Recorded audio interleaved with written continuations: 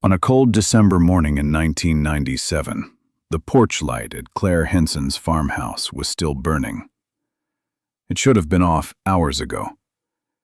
Inside, her coffee was half poured, the dog barking non-stop, and her car door left open to the wind.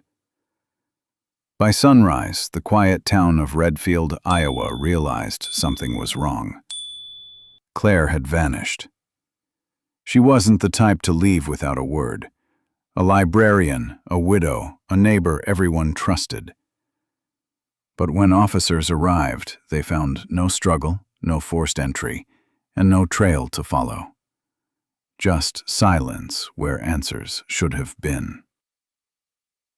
Within hours, the fields around County Road 211 filled with volunteers, flashlights sweeping through snow and fog. They found nothing, not a footprint, not a sound. People started whispering about a red pickup seen after midnight, about a phone call that no one seemed to have received. And for years, that's all this case was, whispers and cold wind across the Iowa plains. In the next chapter, we'll step into that search, what investigators found, what they missed, and how a quiet town's unanswered questions turned into its longest-running cold case. If you're drawn to real stories where truth hides beneath ordinary lives, stay with us, subscribe, and share your thoughts below, because this one is only beginning. Redfield, Iowa, December 4th, 1997. A small farming town where people left their doors unlocked and waved at every car that passed. The kind of place where everyone knew everyone, or thought they did. That morning began like any other, except for one detail that wouldn't make sense until much later. At 6:30 a.m., the porch light at Claire Henson's farmhouse was still on, shining against the frost-covered fields long after sunrise. Her neighbor, Diane Keener, drove by on her way to work and noticed the car door hanging open in the driveway. That was enough to make her stop. Claire wasn't careless. She wasn't forgetful. As Diane later told police, Claire never leaves things undone. She knocked on the door, once, twice. At 6:47 a.m., she called the Dallas County Sheriff's Office. The dispatcher wrote it down as a welfare check. Resident not responding. Dog barking inside. 2 deputies arrived 20 minutes later. They walked through the house, careful not to touch anything. There were no signs of forced entry, no overturned furniture, no broken locks. Everything looked normal. Too normal. One deputy later said, "It felt like she just vanished mid-routine." Outside, her blue 1992 Ford Taurus sat in the gravel drive. The driver's door was open, the passenger seat empty, ignition off. The driver's window was half down, letting in cold air that carried the smell of burnt coffee from inside. The radio was still on, faint static humming, caught between stations. When deputies called in the first report, they classified it as a missing adult, voluntary departure unlikely. By 8 a.m., the small road in front of her house filled with neighbors. Some carried flashlights, others just stood in silence, staring at the farmhouse like it might explain something if they looked long enough. A few people started walking the nearby road, scanning ditches and fence lines. Footprints were found in the frost, leading away from the house for several yards before disappearing into frozen dirt. They didn't match any of the deputies' boots. That was the first real clue, and even that led nowhere. The sheriff called in a K-9 unit from Adel County, about an hour away. In the meantime, neighbors organized an informal grid search. By mid-morning, the sound of barking dogs, crunching snow, and static-filled radios replaced the usual quiet hum of tractors. Redfield was the kind of town that ran on routine. Church on Sundays, the diner at noon, coffee after the library closed. Everyone noticed when someone broke that rhythm, and Claire's absence broke it completely. By lunchtime, her disappearance was all anyone talked about. The town's only gas station clerk remembered seeing her the day before, smiling, carrying groceries. "She looked fine," he said. "Normal." Early theories spread fast. Maybe she'd gone for help and gotten lost in the fields. Maybe someone stopped by late at night. By 10 a.m., Claire's brother Michael was on the road from Des Moines. He told officers over the phone that she'd never leave without calling. "She doesn't even miss Sunday dinner," he said. Deputies searched nearby barns and sheds, then fanned out toward the open fields. The frost had begun to thaw, erasing what little they could see of the footprints. Inside the house, investigators logged small details. The clock on the kitchen wall frozen at 10:59 p.m., possibly from a power blink. The half-eaten piece of toast next to the sink. The faint outline of a tire impression at the edge of the gravel drive, when wider than Claire's car, pointing toward the main road. They photographed it, but the print was too shallow to compare. By noon, the first canine team arrived. The dogs sniffed around the porch, circled the car, and led handlers toward the back pasture. The trail stopped at a barbed wire fence, then vanished. "No scent beyond this point," the handler said quietly. As hours passed, more neighbors gathered. Some brought sandwiches, others prayed. The pastor from First Baptist arrived to comfort the family. Everyone had a theory. No one had an answer. Redfield had 1,400 residents, one traffic light, and now, one mystery.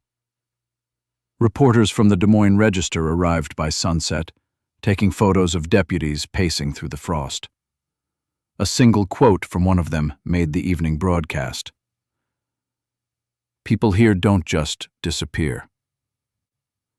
At 3 p.m., deputies decided to seal the house and mark it as an active investigation. They ran yellow tape around the porch, across the driveway, and through the gate to the backyard. The dog was removed by animal control, leaving the property in complete silence. Diane stayed until they asked her to go home. She said later that what stuck with her wasn't the missing person. It was the sound of the house itself. It felt like it was waiting for her to come back, she said. By sunset, frost returned to the ground. The last deputy on scene looked up at the farmhouse before locking the gate. The porch light, still burning from the night before, flickered once, then went dark. That light would become a symbol in Redfield. The moment an ordinary morning became a mystery that haunted the town for 25 years. Next, we follow the search that began that day.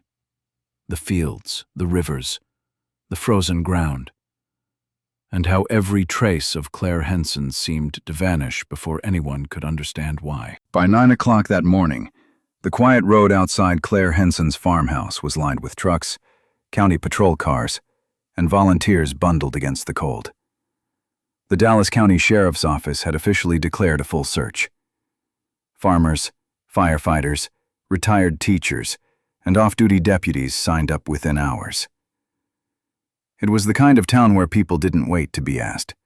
They just showed up. There were no drones in 1997, no GPS mapping, no real coordination software. Everything was done with markers and grid maps taped to the hood of a squad car. Helicopters were called in from Des Moines, circling low over the frost-covered fields. The search radius stretched to 15 square miles, open farmland, wooded ravines, and drainage ditches that cut across the Raccoon River Valley. The sheriff told reporters, "We're looking for signs of distress, not a crime scene." At that point, everyone still hoped to find her alive. The weather didn't make it easy. The temperature hovered around 27 degrees. The early frost was melting into mud, swallowing footprints before they could be photographed. Wind rolled through the fields, pushing drifts of powdery snow across tire tracks. By noon, flurries began to fall, blurring the outlines of everything they were trying to preserve. The Raccoon River was half frozen, half running, unpredictable. Ice thin enough to break, current strong enough to carry. One deputy later said, "It was too quiet out there. You could hear your own boots from half a mile away." The K-9 teams arrived just after 10 and began from the porch. The dogs picked up Claire's scent quickly, down County Road 211, along a narrow gravel stretch that curved toward the river bend. For 200 yards, the trail was strong. Then, near the bridge, it stopped cold. The dogs circled, barked, whined, then sat. Handlers described it as a hard stop, meaning the scent didn't fade naturally. It ended suddenly, like the trail had been broken. Deputies looked down the slope toward the water. No drag marks, no footprints leading down. No sign she'd fallen or walked there.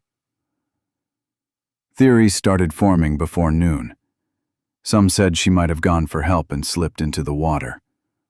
Others believed someone picked her up on the road. One deputy quietly noted that the gravel had 2 overlapping tire patterns. One matched her car, the other didn't. Still, with no physical evidence, the detail was logged and left unresolved. That afternoon, a truck driver called the tip line. He claimed to have seen a woman walking along the roadside around 11 the previous night. The description was vague. Light coat, medium height, moving slowly. It sounded possible, until investigators learned the driver was 15 miles west near Van Meter. Wrong direction, wrong time. The lead went nowhere. Meanwhile, 2 residents living a half-mile from Claire's home told police they'd noticed a red pickup parked near the corn rows just after midnight. One said the headlights were on, cutting across the field. Another thought they heard a door slam. Neither could give a plate number. The sheriff logged the report but reminded the press that red pickups were as common as mailboxes in rural Iowa. Still, the rumor spread fast. By evening, half the town was scanning roads for red trucks. Within 48 hours, more than a dozen locals had called to say they'd seen one somewhere near Redfield. Every tip was checked. None matched. The sheriff's department requested assistance from the Perry dive team. They began working the Raccoon River the next morning, focusing on the area where the scent trail had ended. The ice had to be broken manually with axes. Divers rotated in 20-minute shifts. The water so cold it froze their masks between dives. They searched for 2 full days. No clothing, no body, no sign of struggle beneath the surface. Local papers ran the headline, "No answers beneath the ice." After that, the sheriff quietly suspended water operations, waiting for something more tangible. By the 3rd day, Claire's brother Michael arrived from Des Moines. He brought with him a list, her friends, her routines, the last people she'd spoken to. He told deputies their last phone call was around 8 o'clock the night before she disappeared. They talked about groceries, weekend plans, and her dog's new collar. There was nothing strange about it, he said. She was fine. She was careful. She wasn't the kind to just walk off. He urged investigators to treat it as foul play, but there was nothing to prove that yet.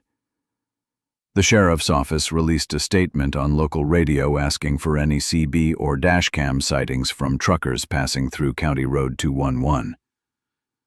Hundreds of flyers were printed at the Redfield post office, Claire's smiling photo next to the words "missing." Last seen December 3, 1997. Within days, her face was taped to gas station doors, grocery stores, and church boards all over Dallas and Guthrie County. By the weekend, more than 100 volunteers joined the effort. They combed through ditches, barns, and abandoned sheds. Farmers searched their silos. Hunters checked tree stands. Church members set up a lunch station near the command post, serving soup to searchers. Candlelight vigils were held at the town square, led by the same neighbor who'd first found her door open. Reporters from Des Moines and Omaha arrived, filming the quiet chaos of a town trying to make sense of the impossible. Theories began to shift with every new rumor. Some swore they'd heard a car engine late that night. Others insisted she'd planned to move. Tire impressions behind her house were studied and dismissed, one belonging to a volunteer's truck, another too faint to read. Someone mentioned strange noises near the old Marsh trucking property, but by the time deputies checked, snow had already covered the ground. Every possible lead dissolved into the same answer: nothing. By the 9th day, search teams had walked more than 15 miles in every direction. The helicopters returned to Des Moines, their fuel and funding exhausted. Volunteers began going back to work, back to life, leaving behind a handful of deputies and a brother who refused to quit. The sheriff addressed the press again. "We've covered every square foot we can. For now, it's a waiting game." It was the kind of statement small towns cling to, measured, calm, but hollow. That night, Michael drove back to the farmhouse. The lights were still out, the police tape flapping in the cold wind. He walked up the steps, unlocked the door, and turned on the same porch light that had started it all. He didn't say anything to reporters. He didn't have to. It was a quiet message to whoever was listening, that the search wasn't over, and the story wasn't finished. In Redfield, the days that followed grew colder, quieter. Snow fell again, burying tire impressions and footprints, wiping the ground clean. Conversations shifted from where she might be to what might have happened. Some thought she left willingly. Others whispered about the red pickup, about the bridge, about secrets small towns don't talk about out loud. By Christmas, the official investigation had slowed to a crawl. The sheriff's log for December 20th carried one final line under the case name Henson Claire. No further evidence at this time. The town of Redfield would go back to its routines, church bells, winter markets, and quiet dinners. But something had shifted. A silence had settled over the fields, heavy and unspoken. The search had come up empty, and for the first time the community realized this wasn't just a disappearance. It was the beginning of something none of them could explain. In the next chapter, we step away from the search and into the life Claire left behind. The quiet routines, the small-town friendships, and the woman who claimed to be her closest friend. When the search for Claire Henson slowed and the fields of Redfield turned quiet again, investigators began looking backward, into her life, her patterns, and the people who filled her days.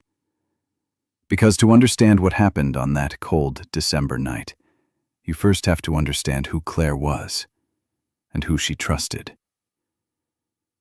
Claire Henson was 48 years old, widowed, no children.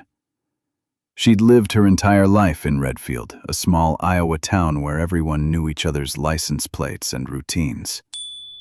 She worked part-time at the community library, 4 days a week, every shift beginning at 9 a.m. sharp. Her co-workers said she was the kind of person you could set your watch by. Same breakfast every morning, same drive into town, same stop at the post office before heading home. Nothing about her life was unpredictable. Her farmhouse sat on County Road 211, surrounded by open farmland and quiet fields that barely changed year to year. She'd kept it running on her own since her husband, Tom Henson, passed away from cancer in 1992. Neighbors remembered how she handled that loss. No public breakdowns, no long absences, just quiet consistency. One friend put it simply, Claire didn't fall apart. She just kept going. She inherited 14 acres of land after Tom's death. Half of it she rented to a local trucking operator, Gary Marsh, who ran Marsh Trucking with his wife, Evelyn. The business was small but steady, and their families had known each other for years. Still, not everyone saw it as friendship. One neighbor later said, Evelyn was always there. Maybe too there. At the time, no one thought that meant anything. In small towns, people often blur the line between closeness and control. A few weeks before her disappearance, Claire mentioned to co-workers that she planned to sell part of her land, about 4 acres on the southern lot. She said she wanted to simplify, maybe move closer to town where she wouldn't have to drive in bad weather. It seemed harmless, even practical. But word spread fast, and it reached Evelyn's husband, Gary, who'd been looking to expand his trucking yard. He had already told friends he wanted that exact section for a storage shed and new equipment space. At a church potluck the week before Claire vanished, something happened that caught people's attention. Several attendees remembered a quiet, tense moment between the two women. One witness said, "It wasn't loud, but you could feel it." Claire looked upset, and Evelyn looked trapped. No one heard what was said, but it was the first public crack in a friendship everyone thought was unshakable. In the final week before she went missing, Claire's normally structured routine began to shift.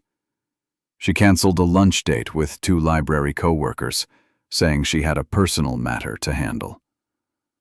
When one of them called later that night, she answered briefly, sounding distracted. She said she had something to straighten out before the weekend, the co-worker recalled. That was the last time I heard her voice. Neighbors saw Evelyn visiting the farmhouse twice that week, once Tuesday afternoon and again late Wednesday evening. At the time, no one thought much of it. The two visited each other constantly. But in hindsight, every visit, every conversation would become a timestamp, evidence investigators would later analyze minute by minute. Within 48 hours of Claire's disappearance, detectives began conducting interviews. Evelyn was one of the first. Officers later described her demeanor as calm, helpful, and oddly polished. She volunteered details about Claire's habits, what time she left for work, who she might have called, what she'd eaten that day. Even information the police hadn't yet. As the investigation continued, Evelyn quickly stepped into a different role. Not a suspect, but a spokesperson. She organized prayer circles at the church, printed missing flyers, and spoke to the local press about how much she missed her friend. Cameras captured her wiping tears, pleading for Claire's safe return. She loved Claire, one church member said later. She was heartbroken. You could see it. But not everyone agreed. Some noticed how often Evelyn inserted herself into every meeting, every decision, every interview. She became the first person reporters called for quotes, sometimes before the sheriff's office released information. It was like she needed to be at the center of it, Diane Keener, Claire's neighbor, recalled. Even when there was nothing new to say, she made sure she was the one saying it.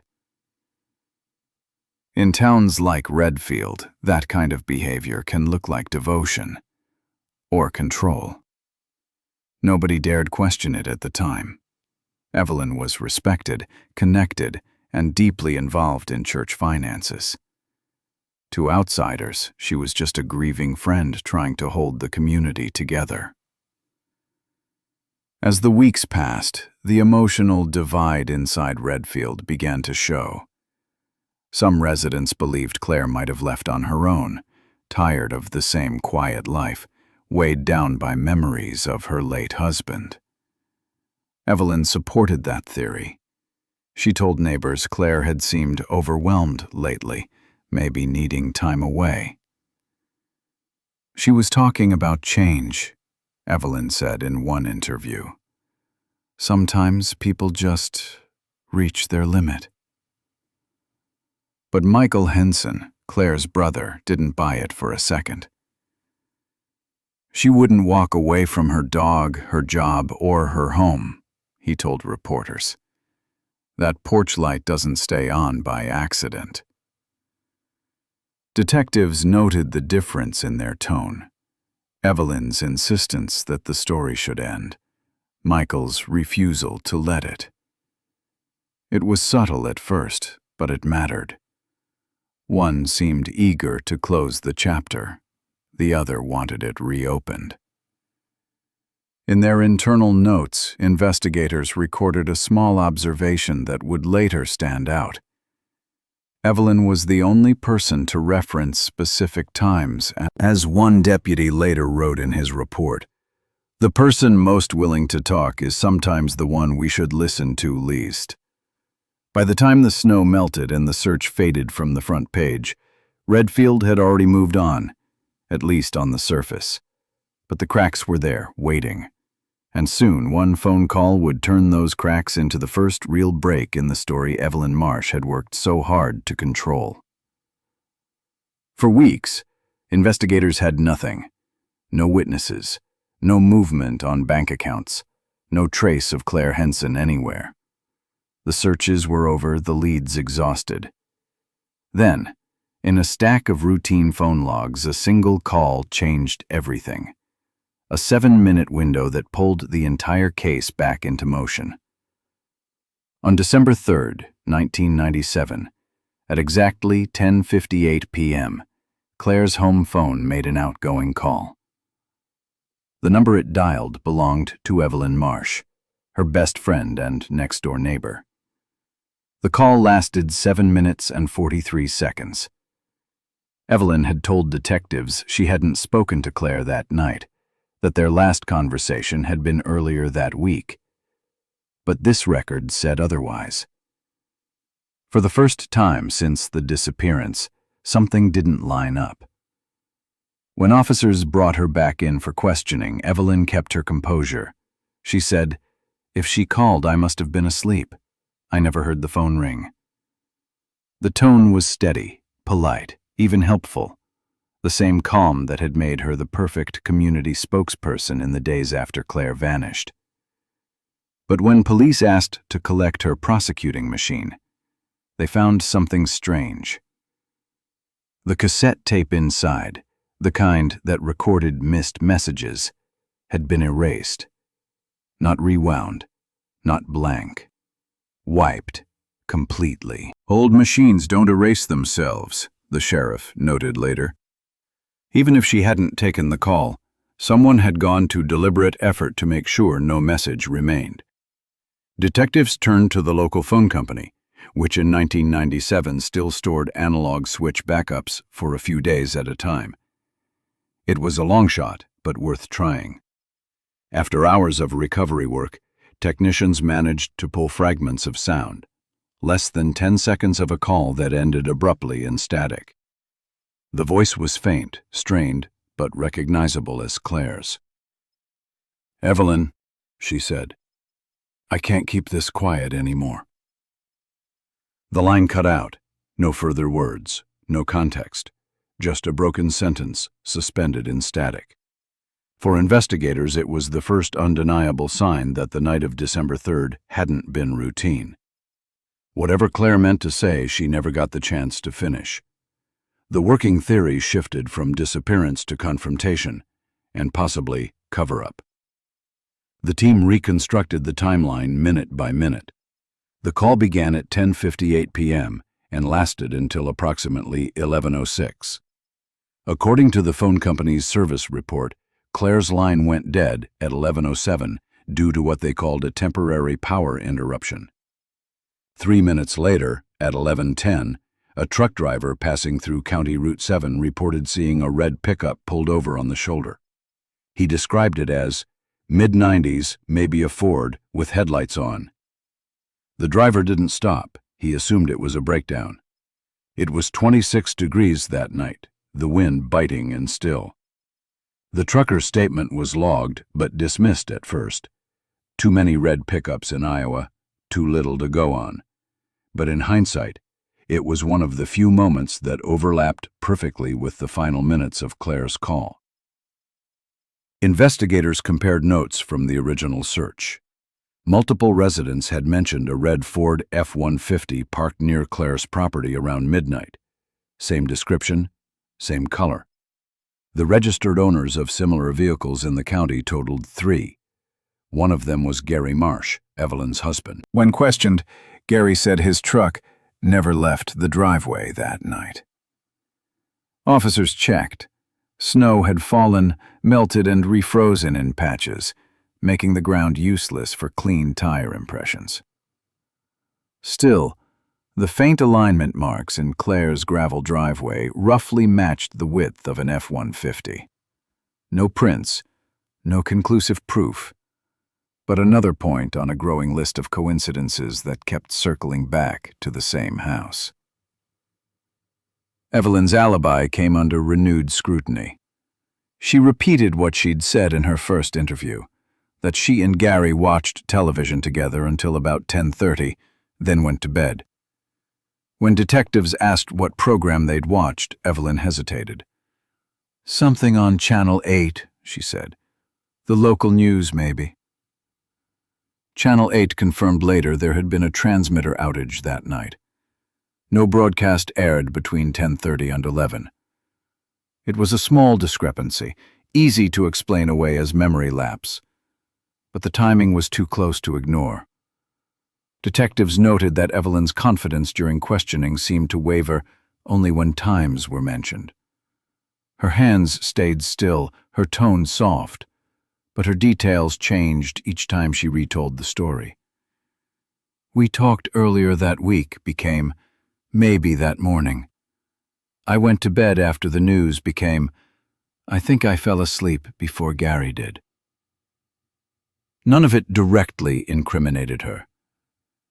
Yet every word made her timeline less believable. While reviewing Claire's belongings, investigators found one more clue that strengthened the timeline. It was a pager-style emergency alert device, a small rectangular transponder her brother had given her after she got stuck on a rural road the previous winter. It worked through limited cell tower coverage, sending a brief signal when activated. The system logged a final transmission at 11:03 p.m., triangulated near County Route 7, the same area where the red pickup had been reported.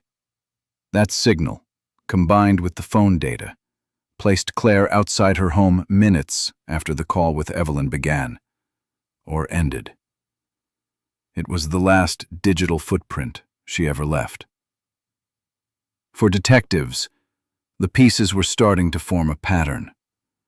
A call to her closest friend, a voice message she never finished, a vehicle that shouldn't have been there, a tape that shouldn't have been erased, and a story that changed just enough to protect whoever was telling it.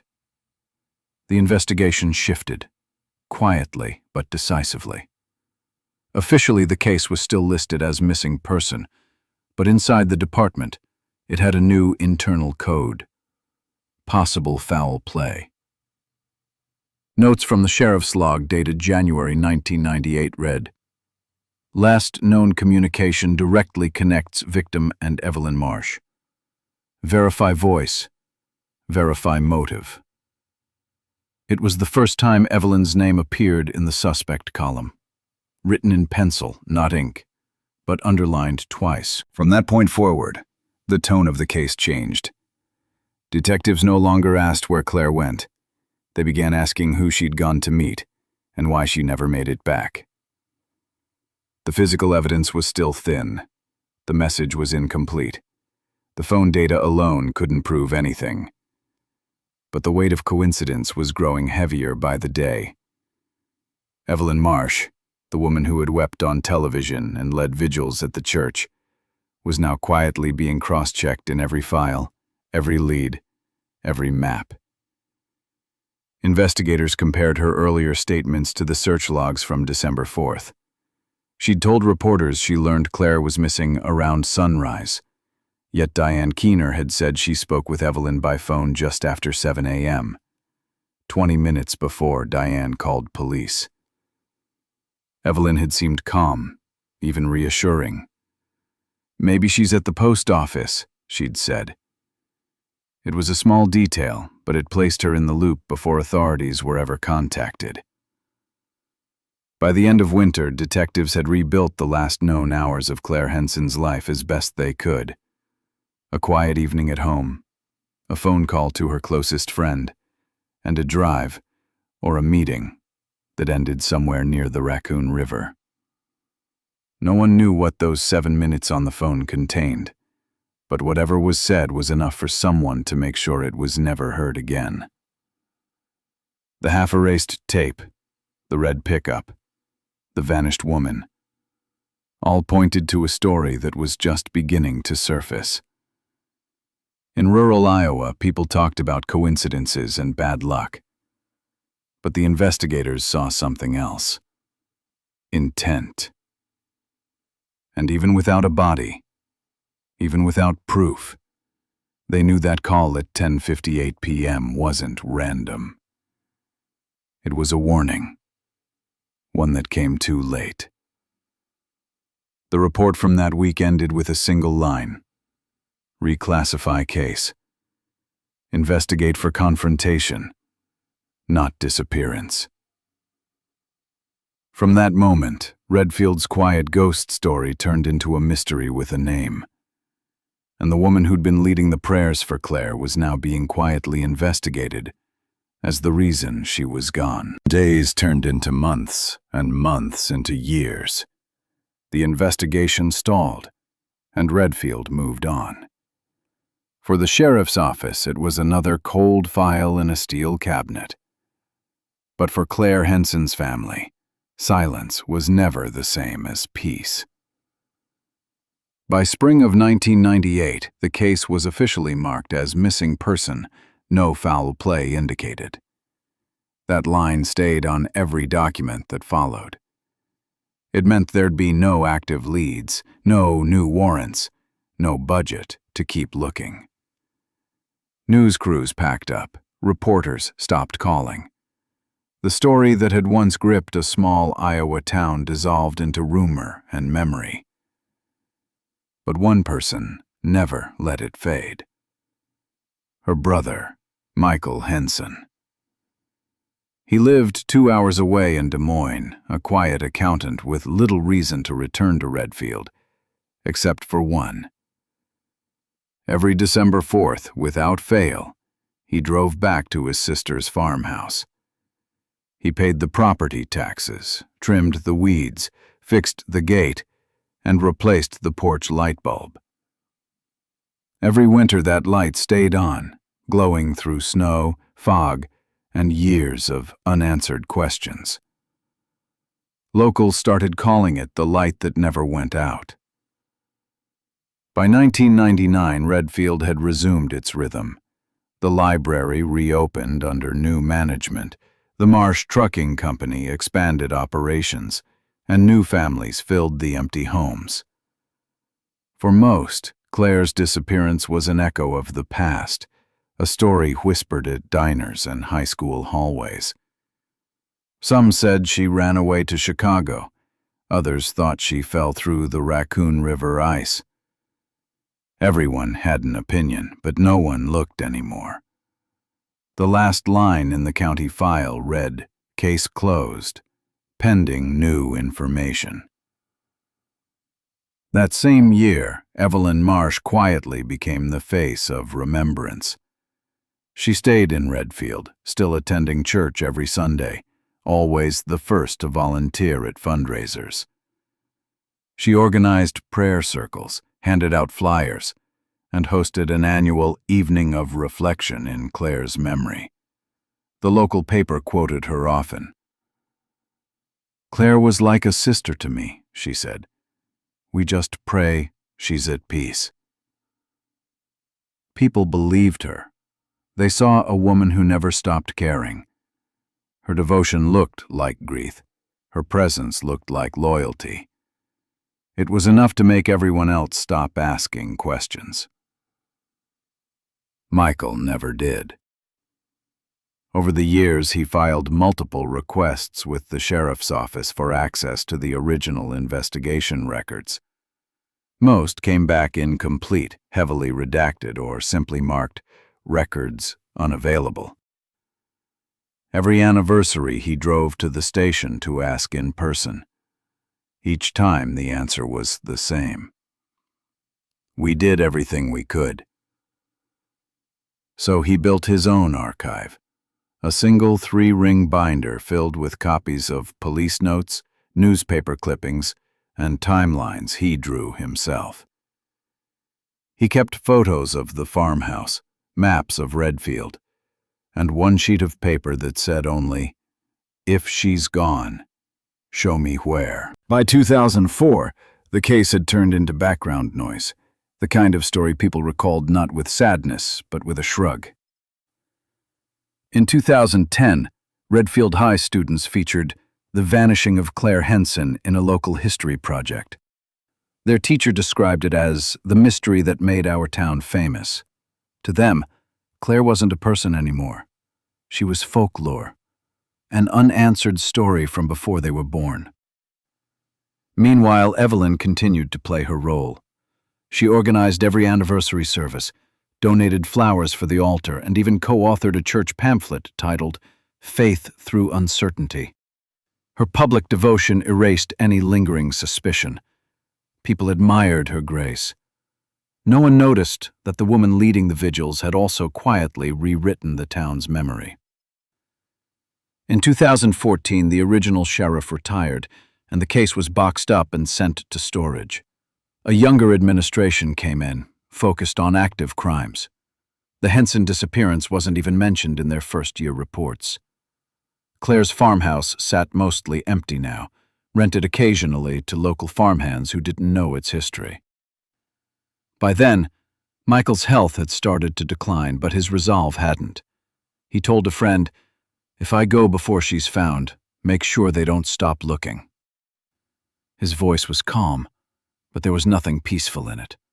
He didn't want closure. He wanted truth. 4 more years passed before anything changed. In 2018, the Dallas County Sheriff's Office began digitizing old case records as part of a modernization grant. A clerk named Ryan Cooper opened a box labeled Henson Claire 97 MP 001. Inside, he found a mix of items that shouldn't have been there: unprocessed evidence tags, hair samples, partial clothing fibers, and a VHS tape of an early interview with Evelyn Marsh. Most of it had never been analyzed with modern tools. The case was flagged for review and forwarded to the Iowa Cold Case Task Force, a specialized unit handling unsolved disappearances statewide. Cooper mailed a form letter to the Henson family. It was short and formal, just a paragraph long. This case has been selected for potential re-examination under the state Cold Case Initiative. Michael received the letter in January 2019. He called the number listed at the bottom the same day. The clerk who answered later recalled his tone: steady, polite, but unyielding. He said, "Whatever you find, don't stop at what's on paper." Weeks later, the state reassigned the case to a new lead. Investigator Cara Lopez, a 33-year-old forensic analyst who'd built a reputation reopening old files through digital reconstruction. Her background wasn't emotional. It was technical. She specialized in what data could reveal when human memory failed. Lopez started with the basics: converting old maps, call records, and handwritten notes into digital format. She found missing timestamps, mislabeled evidence, and physical samples that had never been tested for DNA. In her first report, she wrote one simple line: "No case is truly cold. Only people stop looking." For Michael, reading that line felt like something had finally shifted after 22 years of stillness. For the first time since 1997, the Henson file had movement.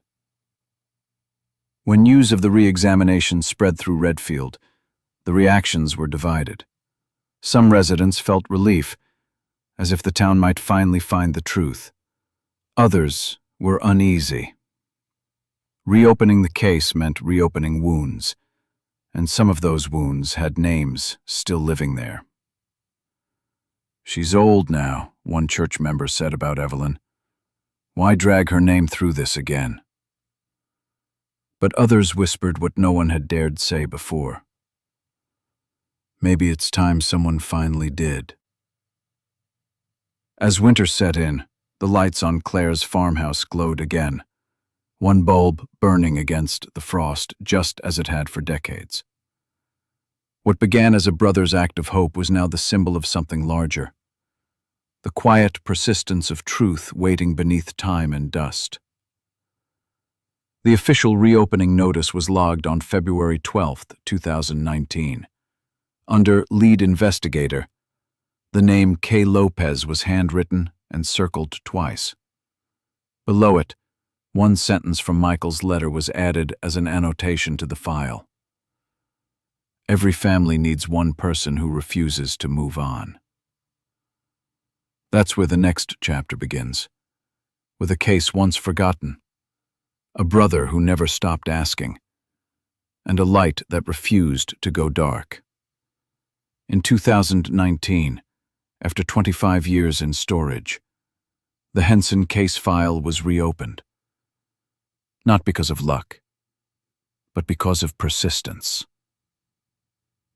The Iowa Cold Case Task Force in Des Moines received the box marked 1997 MP001, Redfield jurisdiction.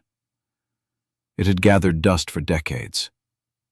Inside were yellowing reports, cassette tapes, and a handful of untested samples that had survived every archive purge. Investigator Cara Lopez, when Lopez cross-referenced witness accounts, the pickup's timeline matched the missing call window almost perfectly. Her report noted, "Temporal alignment now consistent. Potential suspect proximity confirmed." Next, she turned to the original interviews. Most were on deteriorating VHS tapes. One stood out immediately. The first recorded interview with Evelyn Marsh, given less than 36 hours after Claire vanished. Evelyn's tone was calm, rehearsed, almost polished. She volunteered details no one had asked for. How Claire's coffee cup was left half full on the counter, how the front door was unlocked, how the dog had been barking when police arrived. None of those details had been made public yet. Lopez rewound the tape twice, listening again to Evelyn's phrasing. She made a note in the margin. Possible prior access to scene before official arrival. From the evidence box, Lopez found 3 sealed envelopes labeled unprocessed. Inside were small swabs and slides, a fabric fiber from Claire's kitchen floor, a soil sample from her driveway, and chipped paint fragments from an unknown metal object. All had been logged, but never tested. She ordered re-examination at the Iowa State Crime Lab using new DNA contact analysis and spectrographic comparison. While waiting for results, she shifted focus to location data, specifically the Marsh trucking property where Evelyn and her husband had operated their business in the late 1990s. Old county records revealed that behind the main trucking lot stood a grain storage shed, long unused. Building permits showed the structure had been inactive since 2002. The company stopped using that area after Gary Marsh, Evelyn's husband, became ill. Reviewing aerial photos from the Iowa Department of Agriculture archives, Lopez spotted something odd. Visible soil disturbance near the shed that appeared between 1998 and 2000, roughly 3 years after Claire vanished. She requested a ground-penetrating radar survey to examine the site. In early summer 2020, a GPR team arrived in Redfield.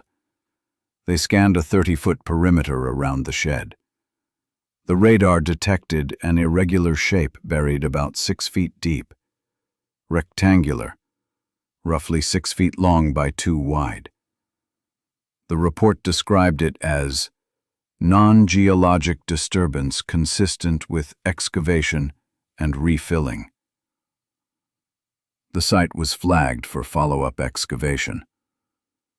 Before digging, 2 canine cadaver units were brought in to confirm the signal. Both dogs alerted at the same point, one circling before sitting firmly in place.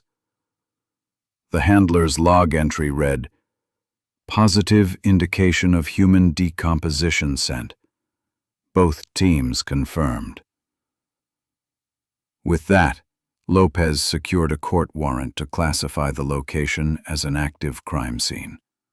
On July 3, 2020, excavation began at sunrise. Forensic crews used small trowels, brushes, and sifters to remove soil layer by layer. By mid-morning, they found fragments of deteriorated canvas tarp. Beneath it, bone fragments appeared. The dig slowed as technicians switched to precision tools.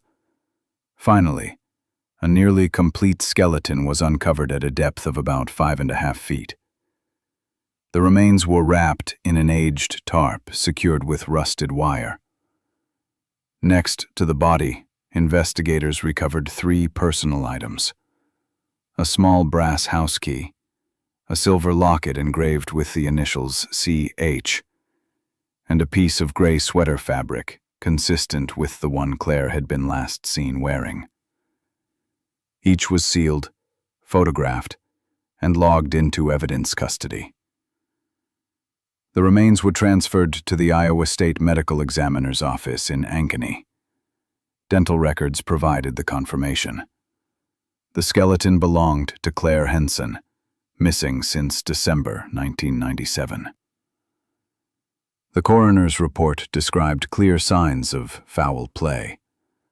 A skull fracture caused by a single heavy blow to the left side of the head, and ligature marks around both wrists. There was no evidence of post-mortem movement, meaning this was the primary burial site. The official cause of death: blunt force trauma, homicide. With that report, the missing person classification was immediately reissued as homicide, open investigation. Lopez wrote in her summary, "This was never disappearance. It was deliberate concealment." News spread quickly. The Des Moines Register ran a short headline: "Remains found near Marsh property may belong to missing Redfield woman." Local TV crews arrived within hours, parking outside the faded warehouse where the shed stood. Redfield, a town long accustomed to quiet, suddenly found itself under a microscope again. Residents were stunned. Some remembered the search from 1997, the nights spent walking frozen fields with flashlights. Others remembered the woman who had led every memorial service since then, Evelyn Marsh. She was still living in the same house, now 75 years old. When reporters knocked on her door for comment, when the call reached Michael Henson, it was quiet, almost clinical. Lopez told him, "We found her." He didn't say much. That night, for the first time since 1997, the porch light at his sister's farmhouse stayed dark. What the river never revealed The ground finally did. 25 years after Claire Henson disappeared, her story shifted from mystery to evidence, from rumor to fact. The file that began as Missing Person 1997-MP-001 now carried a single unambiguous word stamped in red: homicide. What they found beneath the old shed wasn't just remains. It was proof that time couldn't erase.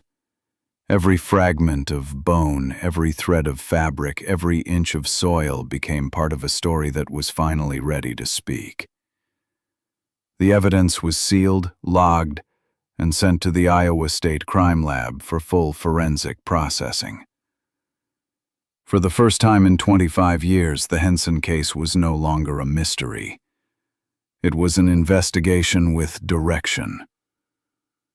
Technicians began the slow, careful work of extraction. DNA testing was ordered on hair strands, trace skin cells, and the deteriorated canvas tarp that had wrapped Claire's remains. Using advanced mitochondrial sequencing, analysts generated two profiles. The first matched Claire Henson. The second didn't. The secondary DNA belonged to another female, unrelated to the victim. When the profile was cross-referenced against the state database, the match came back with statistical certainty. Evelyn Ruth Marsh. The lab report was simple, unemotional. DNA contact transfer consistent with direct handling of victim post-mortem. In other words, Evelyn had touched that tarp. And she'd done it when Claire was already gone. Further testing confirmed small blood traces on one corner of the tarp that matched Claire's DNA. The soil beneath the body contained high iron and phosphate residues unique to the farmland behind the Marsh trucking lot.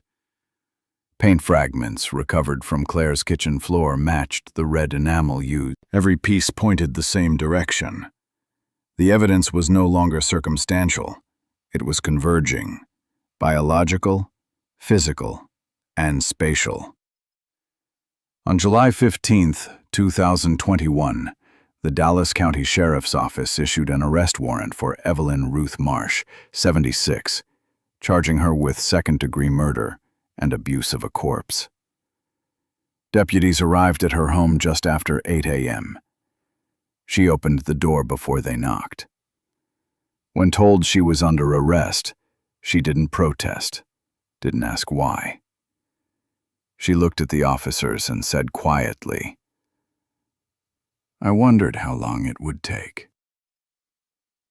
She was transported to the Dallas County Detention Center and placed in an interview room with investigator Kara Lopez and an assistant district attorney.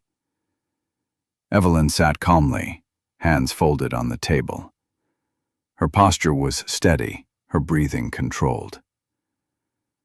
Lopez slid the DNA report across the table, followed by photographs of the excavation and the recovered locket engraved with the initials CH. Evelyn didn't reach for them. When asked if she recognized the locket, she nodded once. That was hers. Lopez wrote in the transcript, "Subject displayed no denial response, only emotional withdrawal." 2 hours into questioning, Evelyn finally spoke. She threatened to ruin everything. "I just wanted her to stop." Her voice was even, without anger or tears. She said that on the night of December 3, 1997, Claire had come to her house unannounced, demanding answers about missing church donations. The church's outreach fund had been short several $1,000s, and Claire had traced the discrepancy to checks deposited into an account under Evelyn's name. She said I'd embarrassed the church, Evelyn told them. She said she was going to the police in the morning. Evelyn paused, then added, "I didn't plan to hurt her. I just wanted her to stop talking." With her statement as a guide, investigators reconstructed the final hours of Claire's life. Claire arrived at the Marsh property between 10:45 and 10:50 p.m. The argument happened near the grain shed. Forensic accountants later verified what Claire had discovered. Over 3 years, Evelyn had siphoned roughly $14,000 from church donations into her personal account. In a small town like Redfield, exposure meant ruin, social, financial, and moral. The church ledger books still carried faint indentation marks from Evelyn's handwriting. The motive wasn't mystery or passion. It was desperation wrapped in pride. A simple theft that turned into a killing, covered by years of charm and control. The news broke before the town was ready. For Redfield, it was more than a crime solved. It was trust destroyed. The woman who had organized every prayer vigil for Claire, who led every remembrance service, who comforted neighbors and lit candles in the church foyer, had been the reason those vigils existed.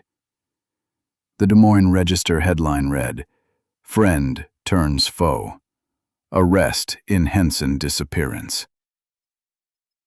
Pastor Harold Davis spoke to the press outside the church. "We mistook control for compassion," he said. "She comforted everyone except the one who needed it most." People in town struggled to believe it. One resident said, "She used to stop by every Christmas and tell us not to lose faith." All that time she was talking about herself. During her second interrogation, Evelyn was given a chance to clarify her statement. She didn't hesitate. "It was one mistake that kept becoming another. I couldn't take it back." She signed the confession with a steady hand, then refused to say anything else. When asked if she wished to make a public statement, she declined. Lopez wrote in her closing report, "Subject displayed remorse only for being discovered, not for the act itself." The forensic evidence was airtight. DNA from the tarp, blood from the soil, financial records and Evelyn's own admission all converged into one narrative. The disappearance of Claire Henson had never been a mystery about chance or fate. It was about trust, betrayal, and a single decision that snowballed into silence lasting a quarter-century. When the press conference was held announcing the resolution, by the fall of 2021, the investigation was complete. What began as a disappearance had become a full homicide case, backed by forensic proof, DNA, and a confession. All that remained was justice. Prosecutors in Des Moines filed 2 charges against 76-year-old Evelyn Marsh: second-degree murder and abuse of a corpse. Evelyn entered a plea of not guilty, claiming she had acted in self-defense during an argument that spiraled out of control. The trial was set for the spring of 2022. The courtroom was small, familiar, and tense, the kind of place where everyone knew each other's names. Redfield residents filled the benches, faces caught somewhere between disbelief and quiet anger. Evelyn walked in wearing a pale blue cardigan, escorted by deputies. She looked fragile, but her posture was straight, eyes forward. In the front row, Michael Henson sat with investigators, holding a faded photograph of his sister, the same one he had carried to every anniversary vigil for 25 years. A reporter who covered the trial later wrote, "People came to see justice, but no one came to celebrate it. The prosecution opened first. Their statement was precise and calm. They laid out the 4 pillars of the case: motive, financial fraud through forged church donations; opportunity, the confrontation on December 3, 1997; means, the blunt force weapon recovered from the Marsh property; and cover-up, the staged disappearance and hidden grave under the shed. The defense tried to counter with a simple story: an elderly woman frightened by a sudden confrontation who struck out in panic. But the prosecutor's reply was quiet and final. She didn't defend herself. She buried the truth. Then came the science. The lead forensic expert walked the jury through the DNA chain of custody: the tarp, the sweater fibers, the small traces of blood. Every sample, she said, was properly preserved and retested under updated protocols. The match to Evelyn Marsh was absolute, with a margin of error less than. When Michael Henson took the witness stand, the courtroom shifted. He didn't raise his voice or look at Evelyn. He spoke quietly. For 25 years, she prayed with me. I thought she missed my sister. She just missed control. A few jurors wiped their eyes. The silence afterward felt heavier than any outburst could have been. The defense tried to hold ground. They repeated the claim that Evelyn had acted in self-defense, panicking when Claire confronted her about the missing funds. But the cross-examination dismantled it piece by piece. No medical record from 1997 showed any injuries on Evelyn consistent with a struggle. The phone records confirmed that Claire's call at 10:58 p.m. lasted nearly 8 minutes, meaning she was calm and unarmed before the fatal blow. The prosecutor ended with one line that hung in the air. This wasn't panic. It was a choice, made in silence, kept for a lifetime. The jury deliberated for just under 3 hours. When they returned, the courtroom stood. The foreman read the verdict aloud: guilty of second-degree murder and abuse of a corpse. Evelyn exhaled once but said nothing. She didn't turn toward anyone. Michael bowed his head, holding the photo of his sister as Investigator Lopez closed her notebook.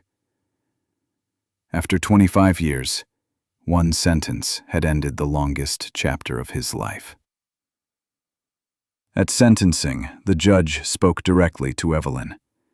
He called her deception a wound inflicted not only on one family but on an entire community. He described how she had manipulated trust, weaponized sympathy, and hidden the truth behind years of service and prayer. Then he delivered the final order: life imprisonment without the possibility of parole. Evelyn declined to make a statement. Her only words to her attorney were, "I'm tired." Deputies led her out as the courtroom stayed completely still. News of the verdict spread fast across Iowa. The Des Moines Register headline read, "Justice 25 years late, but finally home." In Redfield, the church held its first official memorial for Claire Henson. Candles lined the steps that night. Pastor Harold Davis told the crowd, "We pray in small towns. Grief doesn't fade. It just finds somewhere to rest." After 25 years, the light that never went out finally had a reason to. Justice, after a quarter century. Quiet, steady, and finally home. For 25 years, the people of Redfield lived with questions. Now they live with answers, and with the quiet weight those answers bring. Justice was done. The truth was confirmed. But after a quarter-century of silence, even justice leaves behind an echo. The town that once whispered about Claire Henson now says her name out loud, not as a mystery, but as a woman who finally came home. Redfield moves slowly, trying to make sense of it all. Some residents still can't reconcile the woman they prayed beside with the one who caused so much pain. Pastor Harold Davis said it simply, "Forgiveness doesn't erase what happened. It just helps us live with what's left." Each winter since the verdict, the Candlelight Memorial has grown. What began as a handful of neighbors now fills the steps of the church. They gather not out of curiosity but respect, to remember a story that defined their small town and changed how they see trust, faith, and truth. For Michael Henson, closure became a calling. The brother who kept his sister's porch light on for 2 decades turned his persistence into something larger. He founded the Claire Henson Foundation, an organization dedicated to families of long-term missing persons. The foundation funds search operations, provides legal guidance, and connects families with investigators across the Midwest. "We couldn't save my sister," Michael told a local reporter, "but we can make sure other families don't wait 25 years for someone to listen." His words became the foundation's mission. Within its first year, the group partnered with the Iowa Cold Case Task Force to train small-town law enforcement on modern evidence preservation.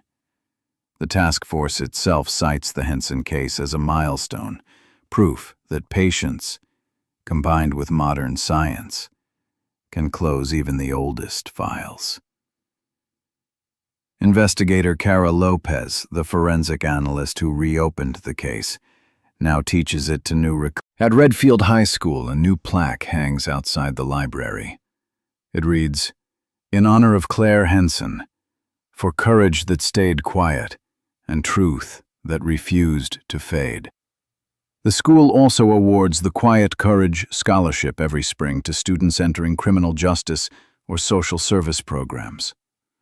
As part of the scholarship, students visit the Iowa Cold Case Unit in Des Moines, learning how one community's persistence helped restore another family's peace. Evelyn Marsh, now in her late 70s, remains in custody at the Iowa Correctional Institution for Women. Her health has declined, and she has refused every interview since her conviction. A note she passed to a prison chaplain surfaced later, though never officially verified. It read, "I thought I buried a mistake. I buried a person." Her property was eventually sold, and the proceeds quietly donated to a state victims support fund, a final gesture arranged by her attorney. Today, the farmhouse where Claire once lived still stands on County Road 211. Its porch light burns every winter night, maintained by volunteers from the foundation that bears her name. To those who pass by, it's more than a symbol. It's proof that time can't erase truth. It only delays it. Justice didn't bring back what was lost, but it made sure silence wouldn't win. If this story moved you, take a moment to keep Claire's light alive. Like, subscribe, and share your thoughts below. Every comment keeps her memory burning a little brighter and reminds us why some stories are worth never giving up on.